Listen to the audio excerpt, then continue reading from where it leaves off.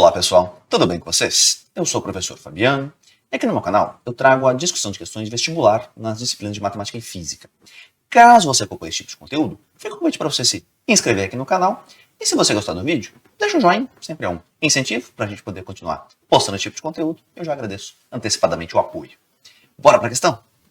O número real x, que satisfaz 3 menor que x menor que 4, tem uma expansão decimal na qual os 999.999 primeiros dígitos à direita da vírgula são iguais a 3.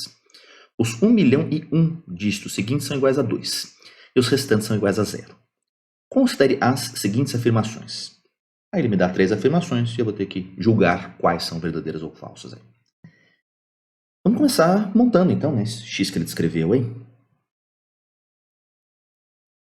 Quando ele me fala que é um número maior do que 3 e menor do que 4, então ele vai ter um algarismo à esquerda da vírgula que tem que ser 3, né? Todo número nesse intervalo tem expansão decimal da forma 3, alguma coisa. Bom, à direita da vírgula, ele fala as primeiras 999.999 casinhas são iguais a 3.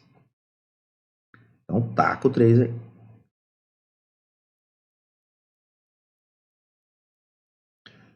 À direita da vírgula, quantos? 999.999.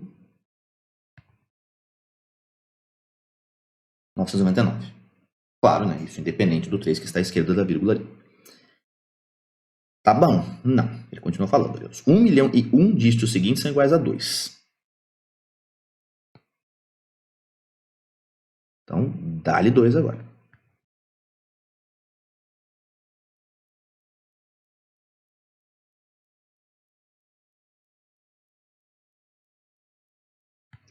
Um milhão e um dígitos iguais a 2. Então, você vê, até o momento, a gente já tem 2 milhões de casas decimais à direita da vírgula ali. 1 milhão menos 1 com algarismos 3 e 1 milhão mais 1 com algarismos 2. E os restantes são iguais a 0, né? Portanto, matematicamente, irrelevante identificar isso daqui. E aí, para julgar a primeira afirmação, ele questiona se x seria um número irracional. Quer dizer, ele afirma isso. Vamos ver se é verdadeiro ou falso. Deixa um lembrete aqui ao lado sobre a característica de números racionais e irracionais, justamente em termos de expansão decimal. Qual que é a diferença entre eles? Números racionais têm expansão decimal que pode se apresentar de dois jeitos.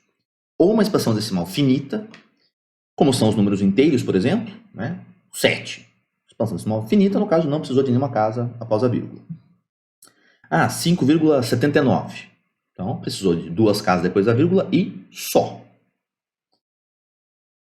Mas também, né, além da expansão decimal finita, pode ser a expansão decimal infinita, só que do tipo periódica, as chamadas dízimas periódicas. Então, 5/3, por exemplo, quociente de 2 inteiros, que são os números racionais, aqueles que podem ser deixados na forma de quociente de 2 inteiros.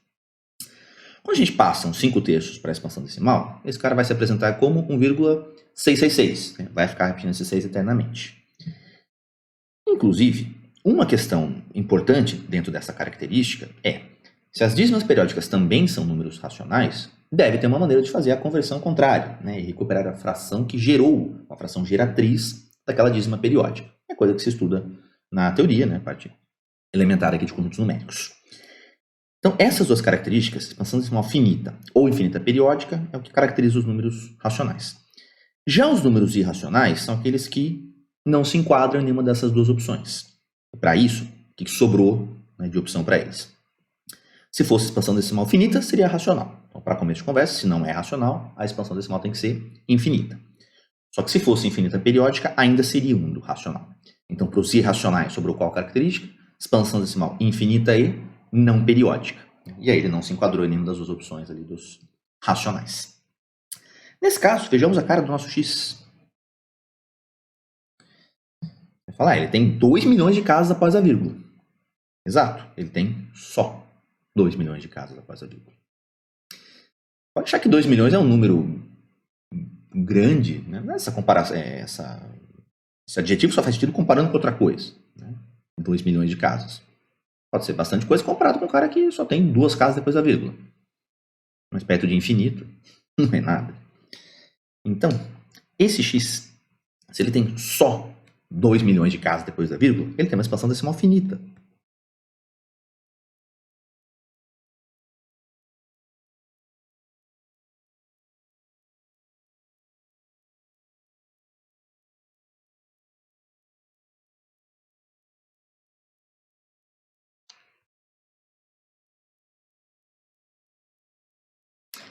E, portanto, se a expansão decimal finita ou infinita periódica, estamos falando de um número racional.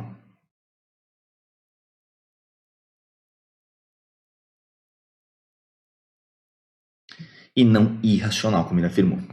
Primeira afirmação, portanto, é falsa.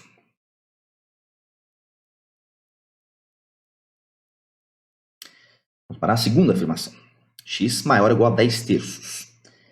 Como a gente já tem o x apresentado na forma de expansão decimal, vamos deixar o 10 terços também nesse formato e a gente vai comparando as coisas.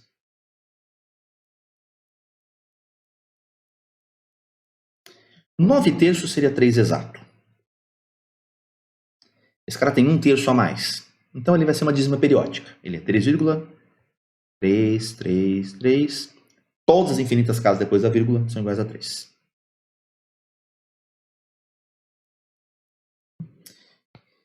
Eu vou olhar exatamente para comparar com o x ali, o ponto em que o x deixa de ter algarismos 3 depois da vírgula e passa a ter um algarismo diferente, no caso o algarismo 2. Então vejam. Quando eu comparo as 999.999 primeiras casas à direita da vírgula, até esse ponto, até a casinha de posição 1 milhão menos 1, entre o x e o 10 terços, até esse ponto não há diferença nenhuma. Eles estão empatando. Tudo com o algarismo 3. Só que a hora que chega na milionésima casa, depois da vírgula,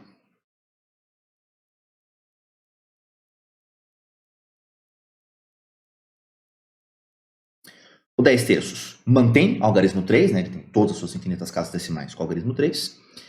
E o x muda de 3 para 2 naquele ponto. 2 que é do tipo menor do que 3. Conclusão. Se continuasse sendo um 3 também aqui na milionésima casa decimal depois da vírgula, ainda não haveria diferença entre o x e o 10 terços, eu teria que continuar olhando mais para a direita ali. Se fosse aqui um algarismo maior do que 3 na casinha 1 milhão, no x, a partir desse ponto eu concluiria que ele seria um número maior que 10 terços. Mas, sendo um algarismo menor do que 3, para o número de expansão decimal finita, acabou.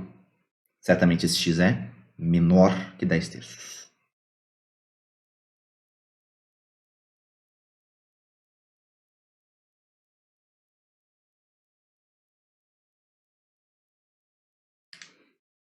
Ok? Então, resumindo, o x e o 10 terços, eles têm a mesma expansão decimal até a casinha de posição 1 milhão menos 1 depois da vírgula. Né? 999.999.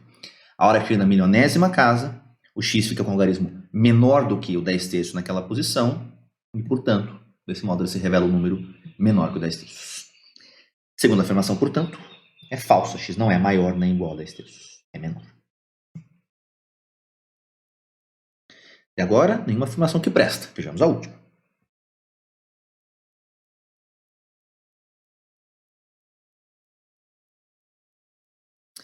Ele questiona se x vezes 10 elevado a 2 milhões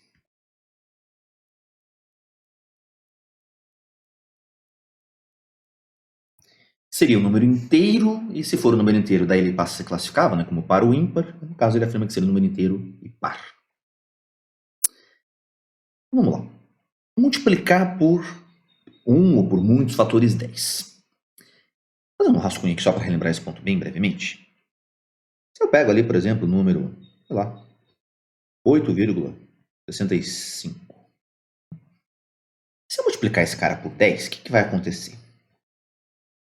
Cada multiplicação por 10 vai deslocar a vírgula uma casinha para a direita. Esse número passa a ser 86,5. Então, deixando bem mecânico aí a ideia, cada 1 fator 10 que você multiplica o número, desloca a vírgula uma casinha para a direita. Nós estamos fazendo com o x aqui. O x que era Era antes da multiplicação que eu tenho que fazer agora, né? 3. Aí estava a vírgula aqui, né? Eu vou colocar ela em pontilhado porque eu vou deslocá-la. Aí um bando de 3. Depois vinha o bando de 2. E aí depois de 2 milhões de casas após a vírgula, encerrava a expansão decimal dele. Esse x, se cada uma multiplicação por 10, você vai deslocar a vírgula uma casinha para a direita, no caso aqui estou multiplicando por 10 elevado a 2 milhões, ou seja, 2 milhões de fatores 10 ao multiplicar esse x. Se cada uma multiplicação por 10 desloca a vírgula uma casinha para a direita, a hora que você multiplica por 2 milhões de fatores 10, a vírgula vai andar 2 milhões de casinhas para a direita. Que é exatamente a quantidade de algarismos não nulos que o x tinha depois da vírgula. Ou seja, essa vírgula vai vir parar exatamente depois de andar 2 milhões de casas para a direita. Essa vírgula vem parar aqui, ó. Mas se ela vem parar naquele ponto, não vou nem indicá-la explicitamente por quê. Porque não vai precisar. Realmente, esse número passou a ser um número inteiro, né? Porque depois aqui seria um bando de zeros, né? Então se a parte decimal é totalmente nula, esse número é um número inteiro. E, portanto, classificava como par ou ímpar. Para saber se o número é par ou não, é só olhar para o último algarismo e ver se ele é 0, 2, 4, 6 ou 8. No caso, sim, é o 2. Esse x vezes 10 elevado a 2 milhões, portanto, é um número inteiro e é par. A última afirmação, essa sim é verdadeira. De modo que estamos marcando a alternativa E.